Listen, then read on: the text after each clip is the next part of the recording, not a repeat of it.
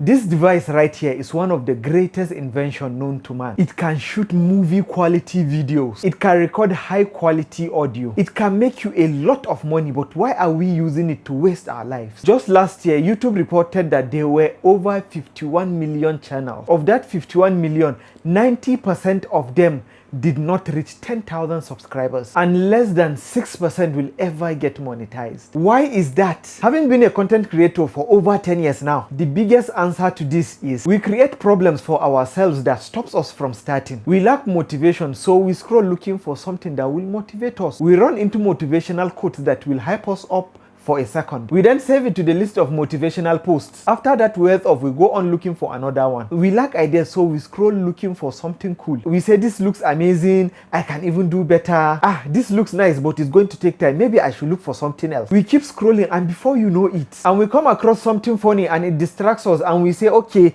I'll do it tomorrow. We lack equipment, so we scroll on YouTube in search of the best camera for content creation. Few months goes by and another camera is out that is better than the one we were looking at, and the process repeats itself. The irony is the device we are using to waste our life is the same device we can use to change it. Instead of wasting time comparing yourself with others on social media and watching people live the life you want, just start with what you have. The phones we have right now are even better than some of these professional cameras. Yes, I understand that a professional camera is going to give you a higher image quality. A professional mic will give you better audio. One thing I can guarantee you is if you are not creating with what you already have now, that new phone, camera, mic or light you are planning to buy before you start will not make you do it. Here's the truth: the algorithm does not care about your camera. It cares about consistency. It cares about showing up. The most successful content creators I know did not start with a red camera or a soundproof studio. Some of them started with cracked phone screens, bad audios and ideas that were not perfect. Think about it.